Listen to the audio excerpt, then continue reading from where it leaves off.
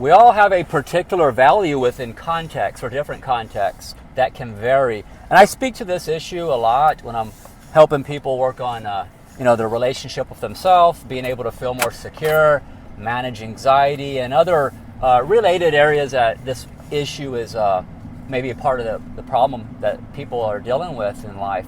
So we all have a particular value within different contexts. And what do I mean by that? Well, there's certain things about us, who we are, I guess naturally, organically, just who we are, right? That doesn't require effort. Essentially, that can be thought of as perhaps maybe your behaviors, personality, your preferences, things you place value on. So in certain contexts, people are going to naturally just be able to recognize and appreciate the value you bring, right? This can be, for example, you get a particular value at a job, perhaps. You feel valued there, appreciated. Your coworkers, colleagues, they respect you, appreciate the value for what you bring to that situation, a job. What about personal relationships? Maybe some of your best friends or your better friends, if you will, right? Different layers of friendships. So yeah, your best friends are probably people who just line up with you, maybe just more naturally. They appreciate that value. So you get the idea. Certain things, that value is going to be greater. It will be greater, like with perhaps family, a spouse, etc. Right? So these situations can perhaps feel a bit more intimate. You feel better connection. You're feeling appreciated, that value. What about the other way, though, right? Because a lot of people, they get it backwards. And what do I mean by people get it backwards? There's a lot of people who try to move in the direction of people, places, and situations that clearly are not capable of recognizing their value, nor do they have the desire to show an appreciation for your value, right? You're not getting the value, in other words, from a person or a situation or a job, for example. So oftentimes people will want to feel valued by people, situations that clearly do not give it to them. They might say, well, I really wish this person they could treat me better. Yeah, maybe they do value me more or prioritize me better or more. Perhaps they could. I wish they would. So people then will keep moving towards that direction, right? Towards an individual, a job, etc.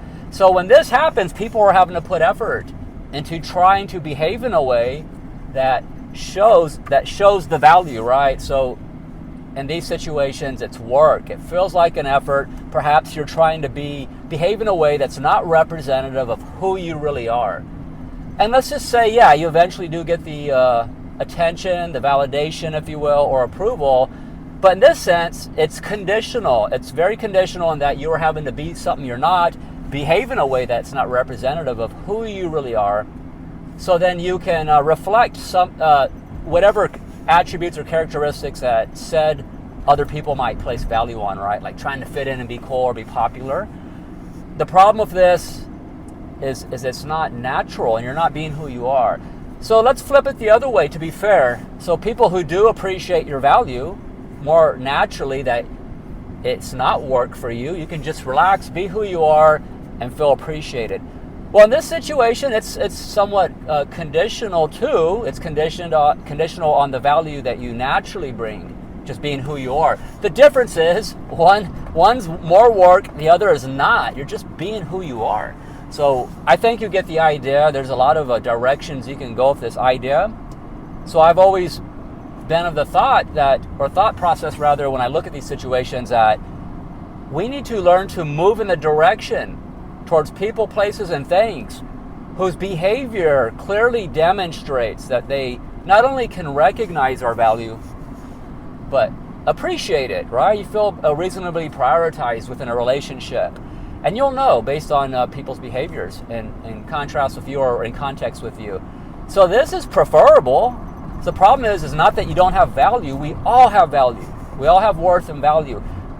It's just going to vary depending on situations. We're not going to have the same value everywhere all the time. In a sense, this might be borderline on entitlement. I feel entitled. Everybody must like me. Everybody must appreciate my value.